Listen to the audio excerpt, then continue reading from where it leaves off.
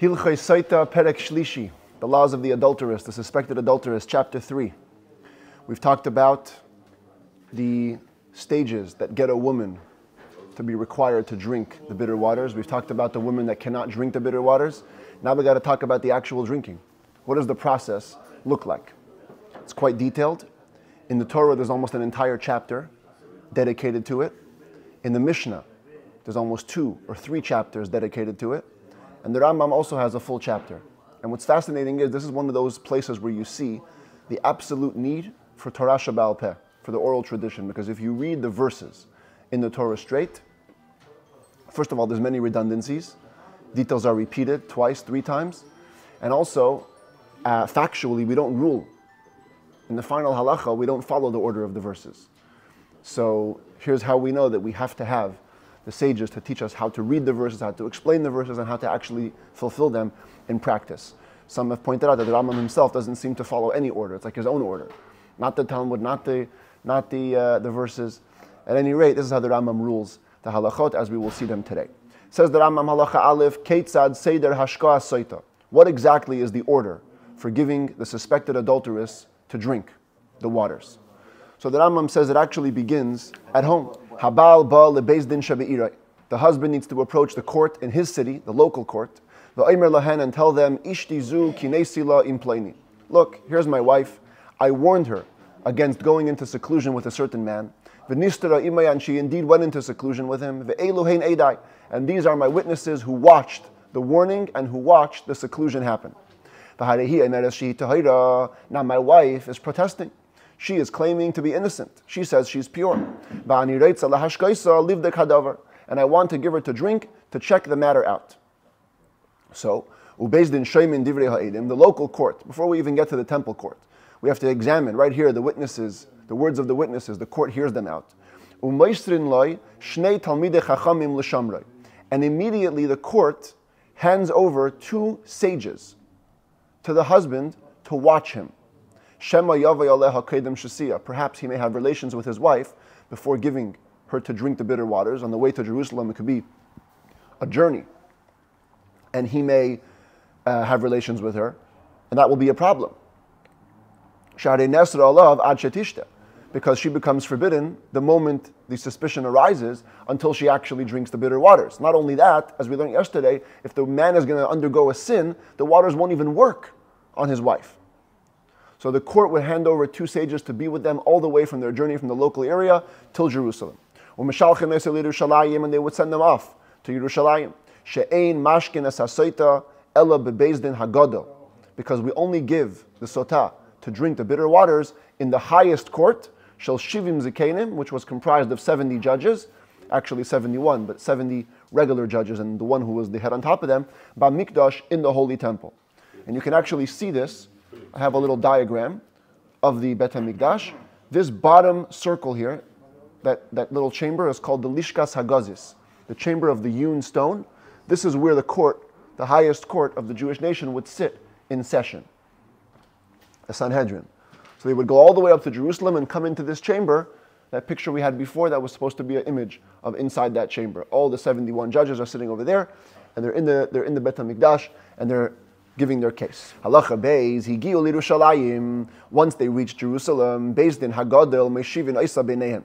The high court would would actually sit her among them. They would take the wife alone to intimidate her. U'ma'aymin aleha shaloi b'fnei baila. They would intimidate her not in the presence of her husband, because it could be while her husband is watching, she may be more stubborn, to stand her ground. So they have the husband leave the room, and now she's just alone with the court. And they frighten her with a big fright that she should not drink the water. And they tell her, listen, Biti, my daughter, harbe hayayin oisa. Wine can do a lot. Harbe schaik oisa. Joking around can do a lot. Harbe yaldus oisa. Immaturity can do a lot. Harbe shchenim royim oisim. Bad neighbors can do a lot. In other words, we're not guilting you into this. Don't think you're a bad person because you ended up secluded with another man. We get it. Circumstances, things could happen. Just we're asking you now, Al tigr mi lashem hagadol, shenichtav b'kedusha, do not cause the great name written in holiness, sheyimach al hamayim, to be erased in the water. If you're going to force us to go through with the process, part of the process actually is to write down Hashem's name and to erase it into water. So please, if you're guilty, don't cause us to do that. And they would tell her further, Biti, my daughter, harbe kadmuch v'nishtafu. There were many people who came before you and were swept away. You're not the first person to get into a bad situation. Admit your guilt. If you don't, there are people that have gone south because of it. On the other hand, va'anoshim gedolim v'yikarim, we have many great and precious people in our history, takaf yitzar nalei and v'nichshalu, who had their yitzar hara overpower them, and they indeed stumbled.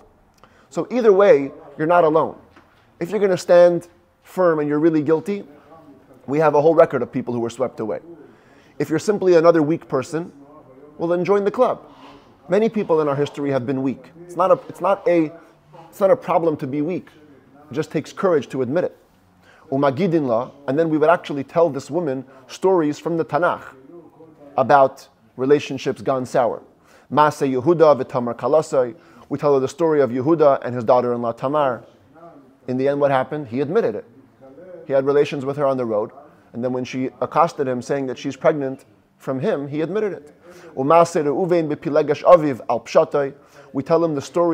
her the story of Reuven with his father's concubine in the simple meaning. If you read the verses simply, it actually says that Reuven had relations with Bilhah, with Yaakov's other wife. Of course, we're taught in Torah Shabbal Peh that it was not relations, he simply moved the bed.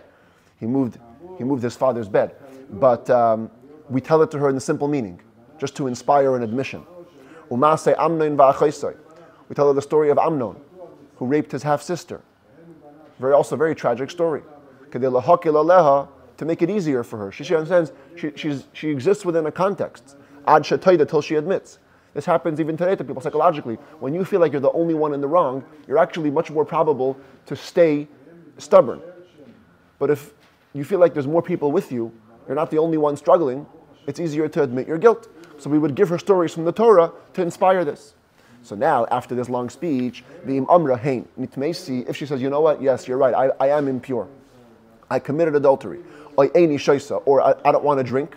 I still think I'm innocent, but I don't want to drink, which is her right. She leaves the marriage, no ketubah payat, and she leaves the Bet HaMikdash. Halacha Gimel, amda b'dibura shehi tahira. She says no. She stands by her word that she's pure. We bring her to the eastern gate of the holy courtyard, which is right over here. In the temple structure, there's this outer area is called the Ezrat Nashim, the women's courtyard. It wasn't actually part of the original Bet HaMikdash structure. It was an outer structure which had different chambers for different things that we would use. Then there was this gate over here, which led you into the actual Azara, the area in front of the temple structure. This whole area here is called the Azara, the temple courtyard. And the gate that led you in to the Azara, in temple times it was known as the gate of Nicanor. Nicanor. Nicanor was a man who always wanted to buy special walls, special gates for the Bet HaMikdash. He traveled to Egypt to bring them. He bought the fanciest copper, took them on a boat. There was a huge storm. People threw one of the doors off. And he with self-sacrifice, he held onto the other door. He said, there's no way you're throwing it off. And then when they came to the port of Israel, the door had floated with them by miracle in the ocean all the way to Israel, and it was brought and it was installed in the temple. Even though every other gateway in the temple was made out of gold, this one was made out of copper and it shone like gold. It's a beautiful gateway. So this is where we take it, right over here. The eastern gate of the Azara, of the temple courtyard. Shehu Keneged Kodesh HaKadoshim, which was right opposite the Holy of Holies. Right here in the temple structure is the Holy of Holies, and this gate was directly opposite it. And then we would purposely take her up from place to place and take her all around the temple grounds, just to tire her. Till she'll become disgusted with herself, maybe she'll admit to her guilt. So we take her for a hike. Come with us, jogging around the temple. If she's still firm, no, I am pure, and I will prove myself to be pure. We bring her again back to that place, the eastern gate, from the outside. And we stand her there. And at this point, we begin to humiliate her. Miskasa b'shchayrin. If she was wearing white clothing, we now put her on black clothing, which is supposed to be more ugly. If the black clothing were actually beautiful on her, some women look good in black. Miskasa bivgadim she'ein la bahen noi. Find the dress, find the clothing that doesn't look good for her. Umisirin kol chali kesef v'zav she'aleha. We also take off all silver and gold jewelry that's on her, take them off of her. Halacha hey umekabtzin aleha kibuz gadol shel nashim. We gather a big congregation of women to watch this procedure. Because any women who are around in the area actually must come and watch her. Shanemar, as it says, the verse in Yechezkel, V'nivasru kol hanashim v'leisasena kizimaschena. Let all the women be chastised so they do not do like your adulterous acts. In other words, here's one woman who is going to be an example for all the other women of how not to behave. V'chol ish sheyachboitz lav v'deroisa yaveh v'yira. Women are obligated to come. Any man who wants to come see the spectacle, if he wants, can also come. And the woman stands among the crowd, with no veil and with no cloak. Typically, women would wear not just regular clothing. We saw in the laws of marriage, they would wear a huge head covering that would cover their entire head, and also a veil to keep modesty. Here, all that was taken off. Regular clothes and the cap on her head. Her hair always remained covered until later in the process, as we'll see. But initially, you always have a hair covering. Not the big veil, not the big cloak, fine. But a basic cap. As a woman would behave inside her house. None of her own maidservants or servants could be there because she knows them, she's familiar with them, and her spirits are fortified when she sees them. It'll again encourage her stubbornness. We want to take away all of her comfort zones so she's fully able to admit if she needs to. Till the very last moment, by the way, we're going to see. We keep encouraging her to admit. At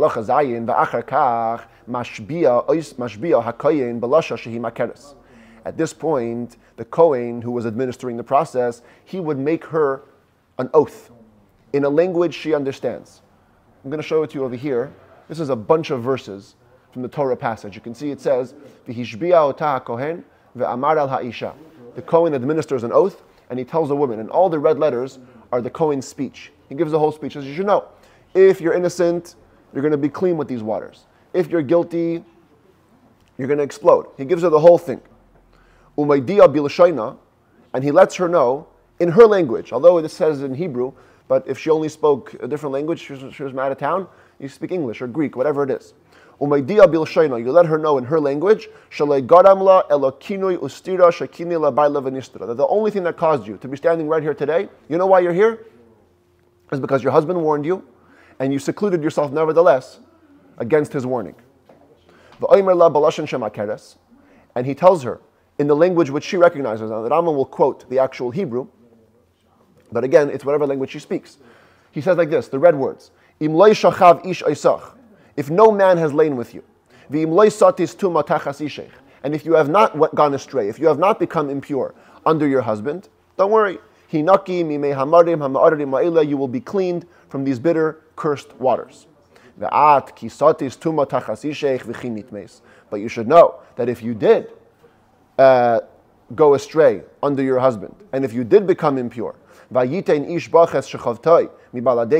any other man has lain with you outside of your husband, then the Rambam skips these black words here because it's not part of the text, just the Torah saying he gives the oath. Then what should happen? Hashem will make you into a curse and into an oath amongst your nation. In other words, people are going to watch your experience right now, and they're going to use that as a way of cursing each other later. If any time in history someone wants to curse his friend, they're going to say, oh, it should happen to you like happened to her. What's going to happen? As Hashem is going to make your thigh fall and your stomach distend. It's going to explode. These cursed waters are going to come into your stomach to explode your stomach and to make your thigh fall. And then, at the end of the speech, what does it say? The woman will say, Amen, Amen, she has to say Amen, Amen twice in the language which she knows. Again, Hebrew is not a requirement. In other laws we've seen, for example, the last set of laws, the Yibum B'chalitza, right? The Chalitza shoe removal has to be done in Hebrew. We teach the woman to say it in the actual Hebrew text. Here, Hebrew doesn't matter. Whatever language it is. This is the Torah giving you the text for what has to be administered. Umaydia. Now, if you look here, it says in the first verse, first the thigh, then the stomach. But in the second verse it says, Latzbot beten v'lan pil yarech. First the stomach, then the thigh. So right away at this point, the Kohen has to clarify that. Umaydia. He lets her know, Shahabeten hitilke tchila v'hayarech basayf. Factually, the stomach will explode first, and then the thigh. Because the water is used to check the way of entry into the body. The water is going to the body first, reaching the stomach, then the thigh. The reason why the Torah first says the thigh in the other verse, Talmud says, is because in the act of adultery, the thigh benefits first. The body is connected to the thigh and then the stomach. So, in actuality, it's the stomach first, then the thigh. Not to make the waters look bad. This is a miraculous procedure. If people are going to see that her stomach explodes first, but they're going to hear the Kohen say the thigh first, they're going to go, oh, just magic. Look, it went out of order. It's not a real thing. So the Kohen told her, no, this is what's going to happen. Stomach's going to explode first, then the thigh. Halacha ches. So now, she's standing there. The oath has already been administered. And now, the Kohen is going to write a portion with Hashem's name, which is going to be erased very soon. Then the Kohen brings a scroll of kosher animal parchment. Like a Torah scroll. And you must write, this time in the holy tongue. You actually have to write in Hebrew. With black ink that has no permanent substance in it. We saw with tefillin and with mezuzahs and the Megillah actually, that the ink that you use has to be black ink, but it's erasable. Kankantaim was a type of vitriol that would be put into the ink that wouldn't allow it to be erased. So you can't have that. It has to be ink without the substance. Lishma shel isha k'may haget, and he must write the portion with the intent for this woman, like a divorce. You write it with the express intent for this woman. V'koisev kol advarim sheishbia oisa bahem, ois ba'ois, mila b'mila, and he writes down all the words that he administered in the oath, letter by letter, word by word. V'koisev es Hashem kichsavai, and he writes Hashem's name as it is written in the Torah. Not we pronounce it ado, and then nai. It's no yud and the hey and the vav and the hey. Ve'enei koisev amen amen. Doesn't write those words in the blue. Only the red words, because the red words are the oath that he has given to her, not her answer.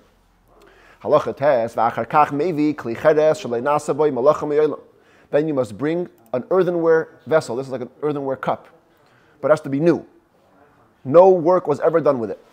It shouldn't look like a worn out vessel from a long time. It has to look new. Either be new or look new. If you put it back into the kiln, you fire it up in the oven to the point that it looks new, kosher, that's kosher. The point is it should be its first time in proper use. And you go to the kior. The kior was, of course, the basin that stood in the holy temple, where the Kohanim used to wash their hands and feet every morning before they began the service. And it was also used for this. You would fill up a half of a log. A log is about 12 ounces of water, so about 6 ounces of water. Min hakir, filled up from the kior. There was a measuring cup in the temple of all different sizes. There was actually a cup that said on it half a log, and that was used for this. The Kohen would measure the water out with the half a log measuring cup that was in the temple. And then he goes in to the actual temple structure. This is called the Heichal. You see it there? I don't know if you can see it so big. That letter there, Heichal. This area, it's called the Holy, not the Holy of Holies. The Heichal. In the Heichal, Umakim hayasham amal liyamin hanichnas. There was an area measuring 1 cubit by 1 cubit, about 1.5 feet, to the right of one who walked into that room. Ubay tavla shel shayish, on which there was a tile of marble, the tabas kvuaba with a ring set into it. In other words, although the floor when you went in was fully tiled, there was one tile that was loose, and you could lift it up and actually see the earth, the raw earth, under the temple structure. Why was that important? The lekeach afar mikarka hamishkan, because for the Sotah procedure, you have to take earth from the floor of the Mishkan. That's what it says. Now, in the desert, when there was an actual Mishkan, the Mishkan was literally built on the ground. So there was no flooring. So it was super easy to get earth from the floor of the Mishkan. But since all the laws equally apply to the Holy Temple, to the Bet HaMikdash, so they had to make sure that there was an area in the temple where you can actually access raw earth. So they would have this little tile, you pick it up, take earth from the floor of the temple, and then you put it into the water. So you have the scroll that's here on the side written down. You have the cup with the water. You're taking the earth and you're putting it onto the water, enough that it can be seen on the water, not just a little thing. You put a nice amount so you can see it floating on the surface of the water. Then you place something bitter, actual bitter tasting thing into it, like wormwood or something else like it. Shanemar, because it says mei hamarim. So it's not clear which verse that Rambam is referring to, but at least twice in the passage you have these words, bitter waters, mei hamarim. Bitter not only because it brings about bitter stuff, but because it's actually bitter. Literally the flavor was bitter. So you get to put in something bitter into it. And now comes the very, very important but also sad part where you literally erase the scroll with the holy words into the water. So the ink is now going into the water, including Hashem's name.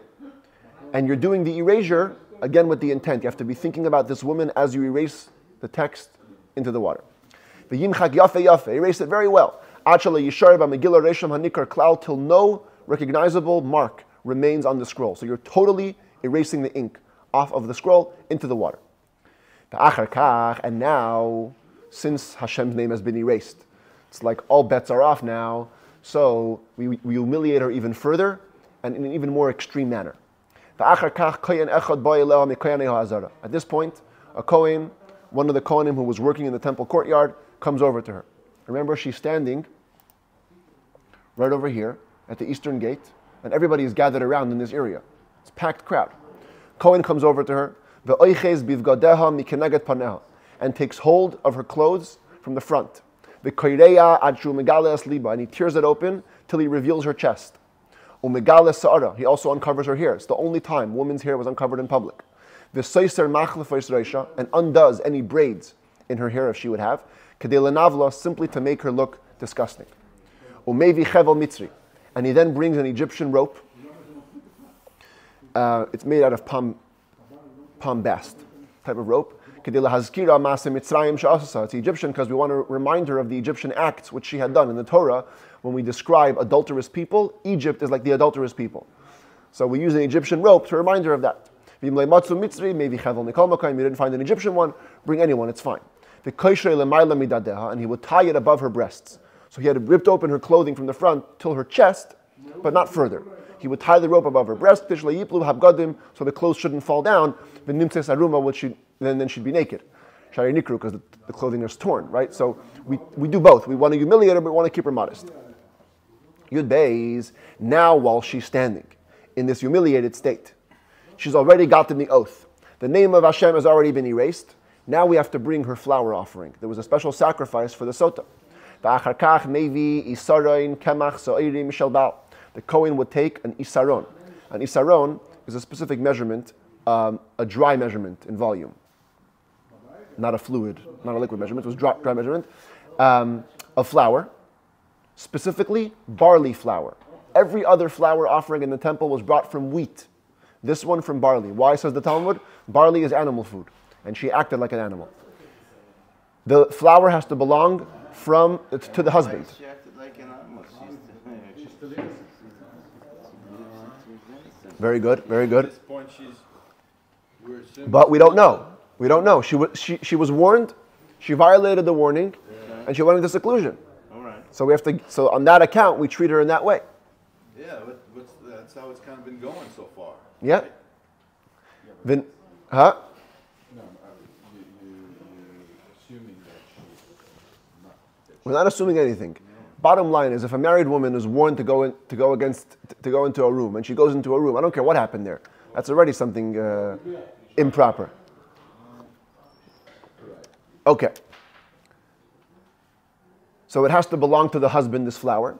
And he puts it into an Egyptian basket. Again, Egyptian.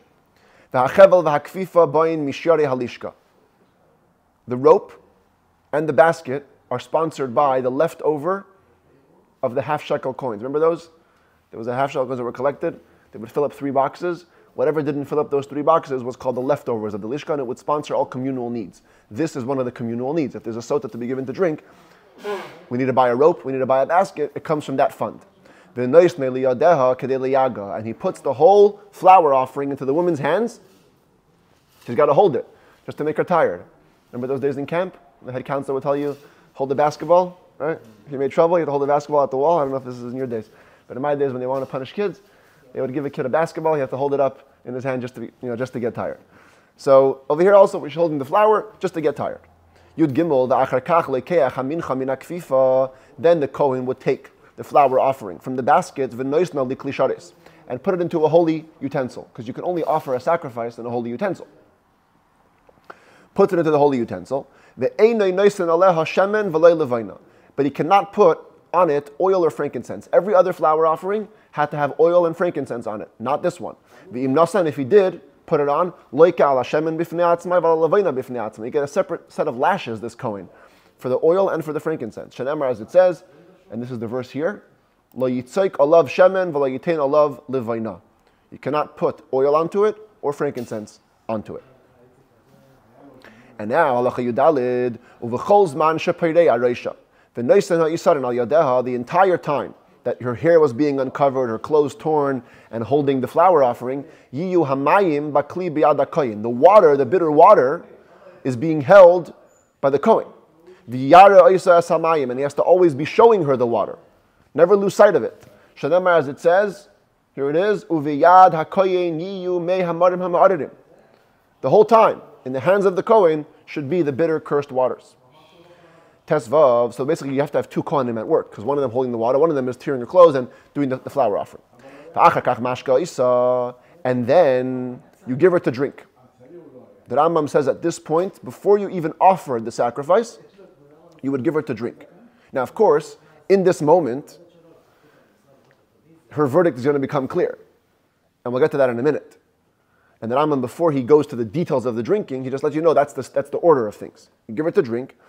After she drinks, he takes the holy vessel which has the flour offering, and puts it into her hand. So clearly there's somewhat of a delay, because she's already drank the water. And now she takes the flour offering. The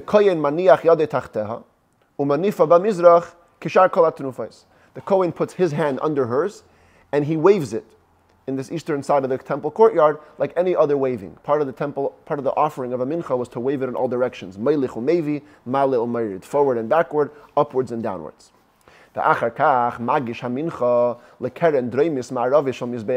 And then he brings the flour sacrifice to the southwestern corner of the altar. This is the Mizbeach. A little bit of a close-up look. If we go back to the map of the temple, so you can see the Kodesh HaKodashim, the Holy of Holies, is on the west side. This is the east side. The Mizbeach is here.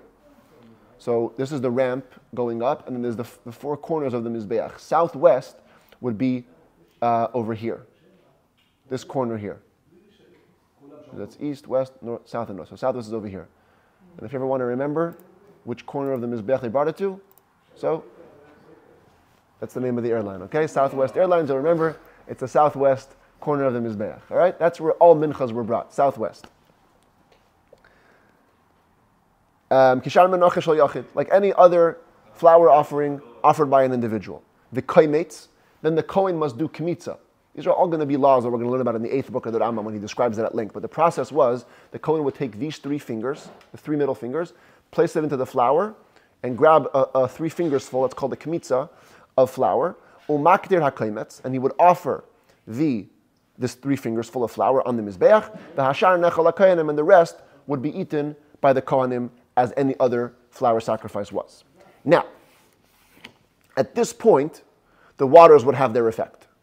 If she's pure, she can leave, go home, she's permitted to her husband. I never understood which woman would want to be with her husband again after this whole ordeal, you know what I mean? It's like you put me through this, I was innocent the whole time. But anyway, she goes back to her husband. However, but this is it. If she was impure, now things go bad. Miyad, right away, paneha mayrikais. Her face would turn greenish. Ve'eineha beltais. Her eyes would bulge. Vehi mismales gidin. And her veins will surface. Ve'hein aimrin, and everybody would scream, Haitziuha, take her out. Kadesha loy tifresh nida, so she shouldn't, out of fear, begin to bleed, begin to menstruate. Veha nidais metamais ezras nashim. A menstruating woman cannot be in this area of the women's courtyard here. Remember, she's right here at the gate.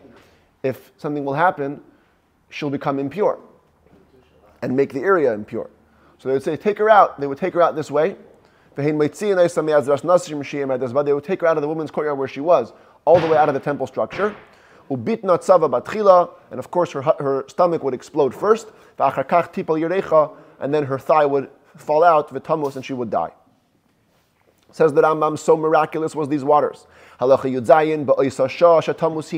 the moment that she would die, Yamus Hanoyef, Shehishka al Yadai, B'chol Makom Shehu, the adulterer, the man with whom she had committed the sin, will die wherever he is. And the same thing that happened to her will happen to him. The stomach would blow up and the thigh would fall. Now again, the whole water procedure would only work if her husband never committed a forbidden relationship in his lifetime. But if the husband was a sinner, he had done an improper relationship, the waters wouldn't even check the wife, as we explained. And if this guy, knowing that he committed a bad relationship, will take his wife to the temple to give her to drink, he's adding sin to his sin. Because he's causing, number one, Hashem's name to be erased for nothing. The waters aren't going to work anyways. Plus, he's going to spread a bad rumor about the water of the Sotah. Because the wife will now tell other people, look at this, I was adulteress, and the waters didn't check me. She's not going to know that it was the husband's improper actions which caused the water not to check. So, if the husband knows that he doesn't have a good record, don't bring your wife to the temple. And the Rambam says, in fact, therefore, when adultery became rampant in the end of the time of the second temple, the high court said, no more waters. We're not giving people to drink. Because it was almost like the chances were that the husband was adulterous in some other form. They relied on the verse in the prophets, right here, in the book of Hosea. Where is it? I'm not going to punish your daughters when they commit adultery. Why not? Because the Torah says that everybody's lying with harlots. The whole nation has become adulterous. So it's not going to work. So the court actually stopped the process. If a Sotah has in her record the merit of Torah study, even though women are not commanded to learn Torah, but she did, how do you like that? The Torah learning which she did will help her. It will help delay the punishment. She will not die in the moment. She will keep on deteriorating with tough sicknesses coming upon her. Until she will die in the end after a year, 2 years, 3 years, according to how many merits she's accumulated. But she won't die right away. And in the end, though, she will die with the explosion of her stomach and the falling of her limbs. But Torah study can lengthen your life. If a Sotah drank the bitter waters and didn't die immediately, she can go back to her husband. We always assume full innocence. Even if he was the Kohen, this guy, the husband, and a Kohen cannot marry an adulterous woman. Nope, it's okay. Even if she begins to show signs of deterioration, she has sicknesses, her other limbs are becoming heavy. Since bottom line, her stomach didn't blow up, her thigh didn't fall, she's permitted to her husband. The moment her stomach or her thigh does begin to explode or fall, then of course she is forbidden to her husband. On the positive side, if a suspected adulteress drank the water and she was indeed pure, Upaneha mazhiros. She becomes stronger, her face would glow. If there was any sickness, it would go away. And the commentaries say it's referring to a sickness preventing her from childbearing. If there was any fertility issues, it would go away. She'll become pregnant and give birth to a male child. If usually she had to labor a lot, birth was tough, she'll give birth easily and quickly. If she would usually give birth to females, she'll give birth to males.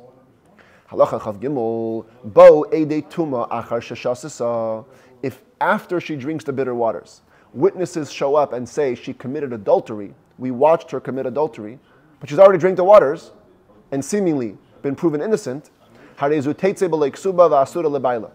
leaves the marriage with no ketubah payat, forbidden to her husband. Even if nothing happened, she drank the bitter waters and no signs of physical deterioration came. Why? Because